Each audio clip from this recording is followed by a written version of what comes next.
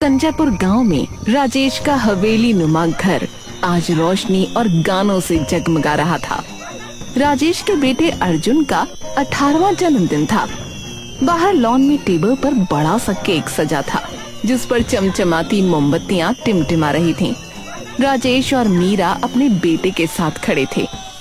बेटा, आज तू सच में बड़ा हो गया। अरे, मैं तो पहले से ही बड़ा था, अब ऑफिशियली एडल्ट हो गया हूँ। अच्छा, जल्दी केक कटवाओ, फिर मैं दोस्तों के साथ बाहर जाऊंगा। अरे बेटा, मेरा मन नहीं मान रहा। इतनी रात को बाहर जाने की क्या जरूरत है? मम्मी, अरे अब मैं 18 का हो गया हूँ भाई। मेरे दोस्त पार्टी के लिए वेट कर रहे हैं। आप क्या मुझे बच्चा समझती रहेंगी क्या? अरे चलो भी मीरा, बेटा बड़ा हो गया है भाई। जाने दो इसे। पहले केक तो काट लेने दो। अर्जुन ने फटाफट केक काटा, दोनों को खिलाया। बाय मम्मी, जल्दी आऊंगा। मैंने जो सोने की चेन तुझे गिफ्ट की है, उसका ख्याल रखना, और अपना भी। हाँ ठीक है। मीरा का दिल एक अजीब सी बेचैनी से धड़क रहा था। वो बाहर देखने लगी। अर्जुन गेट के बाहर खड़ी अपनी बाइक की ओर बढ़ा ही था कि अचानक आवाज आई। अरे छोड़ो मुझे, हेल्प! राजेश, ये तो अर्जुन की आवाज है। हाँ?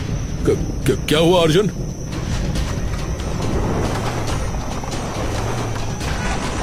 मेरे बेटे को छोड़ दो, छोड़ दो। राजेश पागलों की तरह वैन की ओर भागा, लेकिन तब तक वो वैन रात के अंधेरे में गायब हो चुकी थी। सिर्फ धूल और मीरा का सिसकना उस सन्नाटे में रह गया। हाँ, नहीं नहीं। पुलिस को बुलाओ। हेलो पुलिस, सुनिए, हमारे बेटे को कोई उठा ले गया है। 3 लोग थे, जल्दी करिए, नहीं तो सब खत्म हो जाएगा। वो पुराने मंदिर की तरफ गए हैं। ठीक है, आप फिक्र मत करिए, हम उनका फौरन पीछा करते हैं।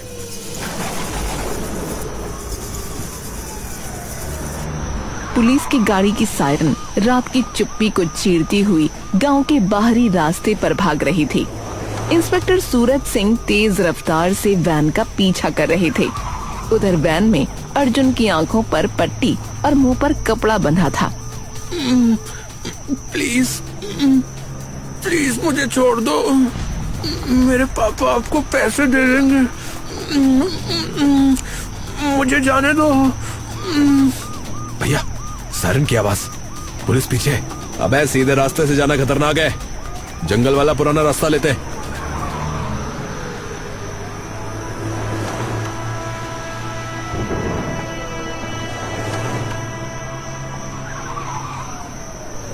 वैन अचानक एक टेढ़े मेढ़े पथरीले रास्ते पर मुड़ गई, जो घने जंगल की ओर जाता था। अंधेरा और भी गहरा हो गया। तभी आसमान फटा और इतनी तेज बारिश हुई कि विंडशील्ड वाइपर बेअसर हो गए। रास्ता धुंधला गया। अबे यार, कुछ दिख ही नहीं रहा है, रास्ता कहाँ गया यार? अबे ये कहाँ आ गए बे हम? अबे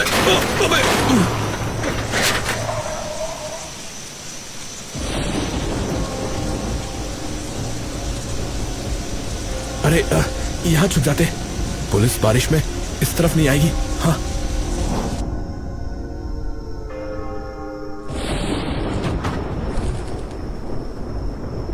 अबे ओ, ज्यादा परेशान मत हो, समझा? तेरे माँ बाप से कुछ लाख रुपए लेकर तुझे छोड़ देंगे फिर। हाँ, लेकिन चुपचाप रहियो। अरे लेकिन बिल्कुल चुप, कोई बातचीत नहीं, समझा? हाँ, अरे क्या हुआ? अरे ये कैसे बंद हो गया भाई? लगता है हवा से हुआ होगा। तीनों दरवाजे पर टूट पड़े। अरे तुम लोगों को नहीं पता क्या? ये पुराना मंदिर है, बहुत ही रहस्यमयी। यहाँ कोई भी नहीं आता है, और तुम मुझे यहाँ ले आए। तुम लोग पागल हो क्या? खुद भी मरोगे और मुझे भी मरवाओगे।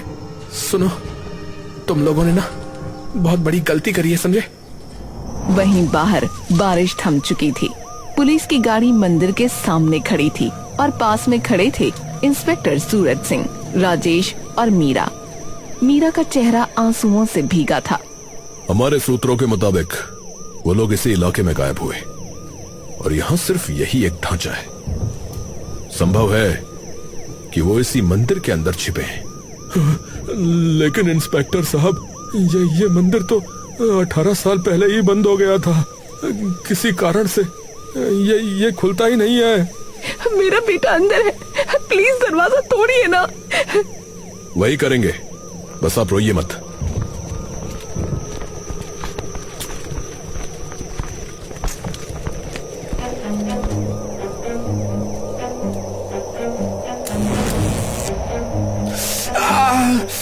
साहब ये कोई आम दरवाजा नहीं है, यहाँ कुछ गड़बड़ है। गड़बड़? कैसी गड़बड़? वहीं अंदर दरवाजा तोड़ने की नाकाम कोशिशों के बाद एक भयानक खामोशी छा गई।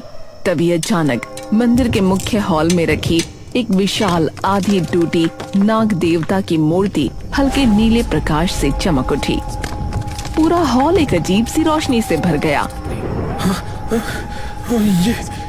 ये क्या है भाई?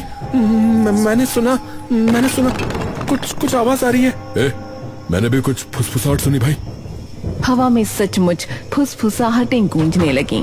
वो चारों एक दूसरे के पास सिमट गए। भाई, दरवाजा नहीं टूट रहा बे, तो हमें मंदिर के और अंदर जाना होगा। शायद कोई दूसरा रास्ता मिल जाए। हाँ, चलो। टिमटिमाती मूर्ति की रोशनी में वो एक संकरे गलियारे से होते हुए मंदिर के पीछे की ओर बढ़े।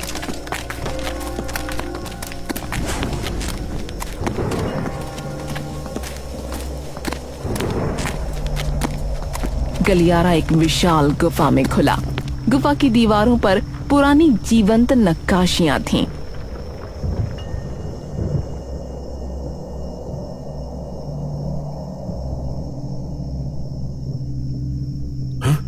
ये क्या?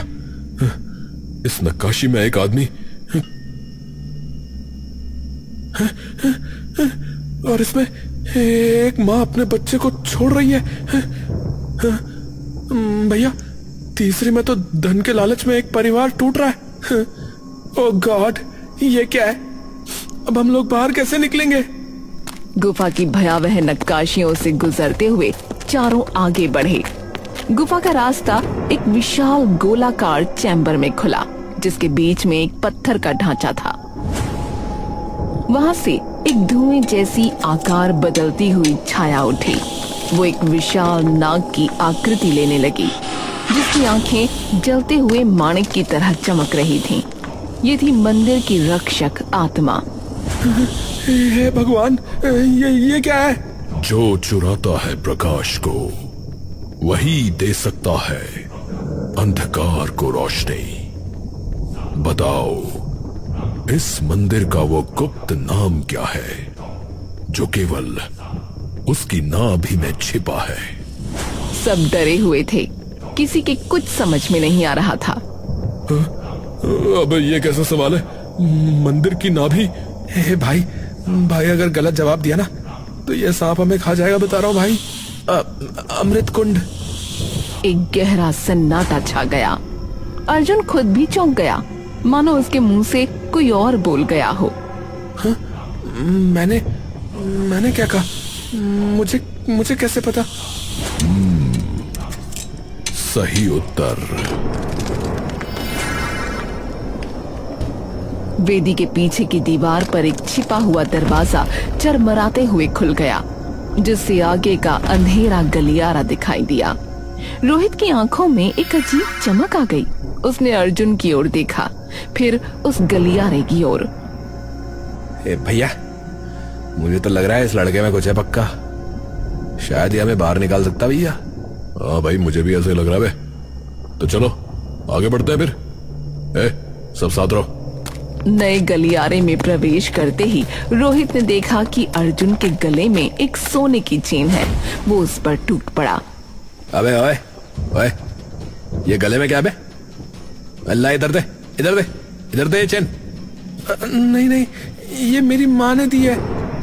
एक जोरदार धक्का मुक्की शुरू हो गई।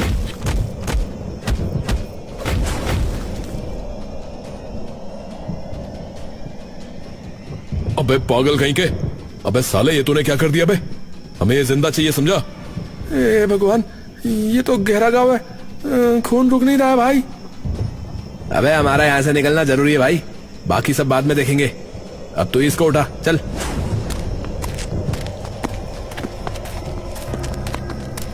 वो एक नए चैम्बर में पहुंचे। वहां की दीवारों पर भी नक्काशी थी। एक में एक राजा अपने ही पुत्र का इसी मंदिर में बलिदान दे रहा था। दूसरे में एक पुजारी गुप्त खजाना चुरा रहा था। अब छोड़ मुझे। अबे अभी तो तेरे सर में चोट लगी थी, क्या हुआ तेरी चोट को? कहाँ गई तेरी चोट? ओ तेरी, अबे अबे ये क्या जादू है बे? ओए तू इंसान ही है ना लड़के? अरे अरे ये इस रहस्यमय मंदिर की वजह से हो रहा होगा। चलो छोड़ो इसे। अबे पर मेरी खरोंच तो ठीक नहीं हुई बे। अबे साले तू ज्यादा पापी है इसीलिए। अब चल यहाँ से।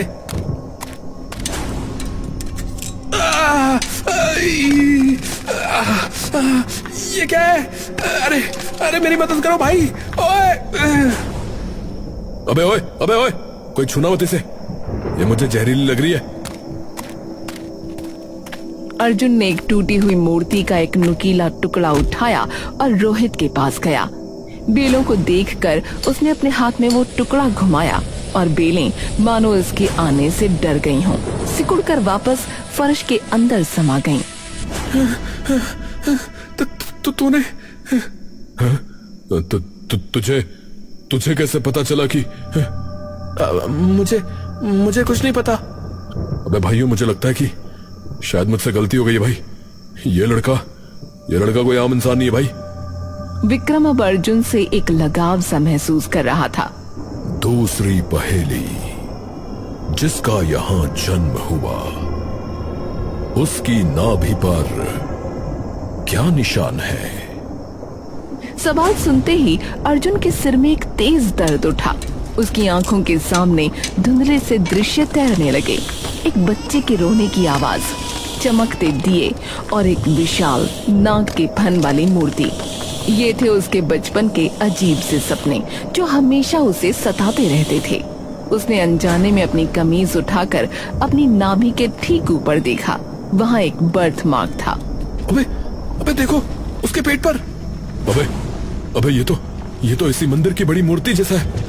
एक नाग जिसके फन पर एक सितारा जैसा है। अबे इसका बर्थमार्क बिल्कुल उस विशाल मूर्ति जैसा क्यों है बे?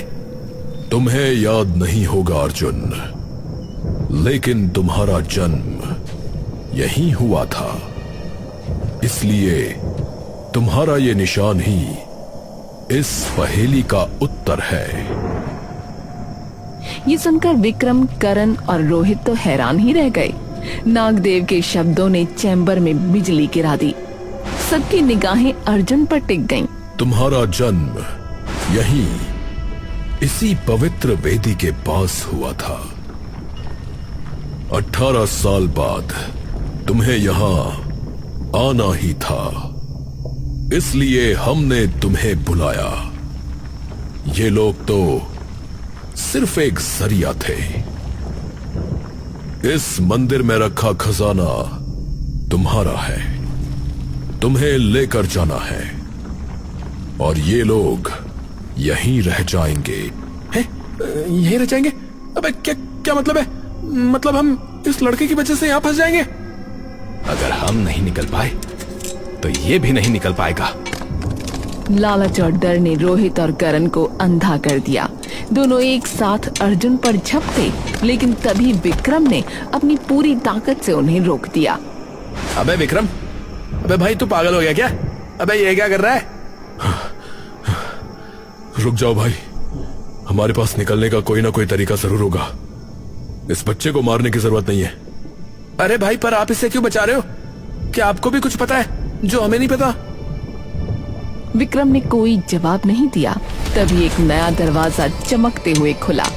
अंदर से सोने की चमक फूट पड़ी। वो सब उस कक्ष में पहुंचे जहां सोने के सिक्कों के ढेर, हीरे जवाहरात और बीचों बीच एक विशाल नीले प्रकाश से चमकता क्रिस्टल रखा था। ये देखकर करण और रोहित का लालच सीमा पार कर गया। ओ भाई ये सब मेरा होगा भाई। बस इन लोगों से छुटकारा पालूं मैं। तो फिर सब मेरा होगा। वो एक दूसरे पर टूट पड़े। विक्रम ने बीच बचाव करने की कोशिश की, पर उन्होंने उसे भी मारना शुरू कर दिया। लड़ने से कुछ नहीं होगा। एक अंतिम परीक्षा पास करोगे तब मिलेगा ये खजाना, और वो है सच बोलने की परीक्षा। तो अपने जीवन का सबसे बड़ा सच बोलो। एक अजीब शक्ति ने उन तीनों को सच बोलने के लिए विवश कर दिया। मैंने हमेशा से इन लोगों को धोखा देने का सोच रखा था। जैसे ही पैसे मिलते मैं लेकर भाग जाता। मैंने सोचा था उसे हमेशा के लिए चुप करा दूं। मुझे इस मंदिर से एक कनेक्शन फील हो रहा है। मैं ही तेरा असली पिता हूं अर्जुन। गरीबी के चलते मैंने अपने ही नवजात बेटे, मतलब तुझे बेच दिया था। राजेश ने तुझे खरीद लिया। मैंने तुझे इसीलिए उठाया ताकि फिरौती तो मिले ही। अगर पुलिस पकड़ भी लेती तो डीएनए टेस्ट से मैं तुझे अपना बेटा साबित कर सकता था, केस जीत सकता था। अर्जुन की आंखों से आंसू की एक धार बह निकली। उसको तो समझ ही नहीं आ रहा था कि क्या कहे और कैसे कहे। तुमने सत्य बोला, परंतु बहुत देर से। अब जाओ, पर यह अभिशाप लेकर जाओ कि अब से तुम्हारी जिह्वा कभी झूठ नहीं बोल पाएगी। हमेशा सत्य ही निकलेगा।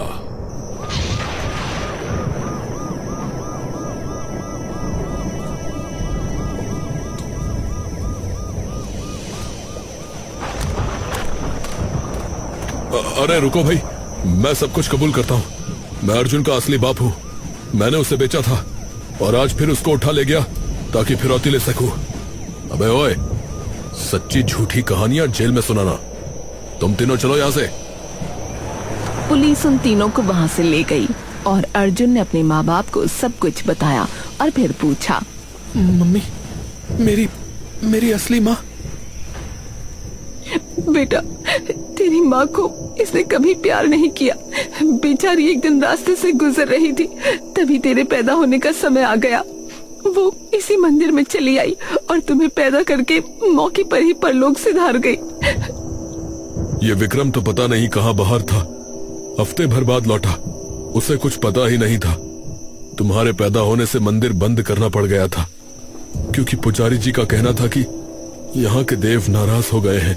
लेकिन अब पता चला उन्होंने 18 बरस का इंतजार किया था ताकि तुम्हें वापस बुलाकर तुम्हें तुम्हारा उपहार दे सकें बेटा।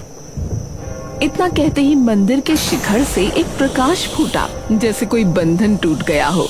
नागदेव की आवाज एक आशीर्वाद की तरह गूंजी। अर्जुन, इस खजाने को ले जा और आज के बाद से ये मंदिर वापस खुल जाएगा। जादुई रूप से वो खजाना अपने आप मंदिर के बाहर आ गया। अर्जुन वो खजाना लेकर अपने माता पिता के साथ वापस आ गया, लेकिन इस घटना ने उसे पूरी तरह बदल दिया था। इसलिए उसने उस खजाने का इस्तेमाल अपने लिए नहीं बल्कि अपने पूरे गांव के लिए किया।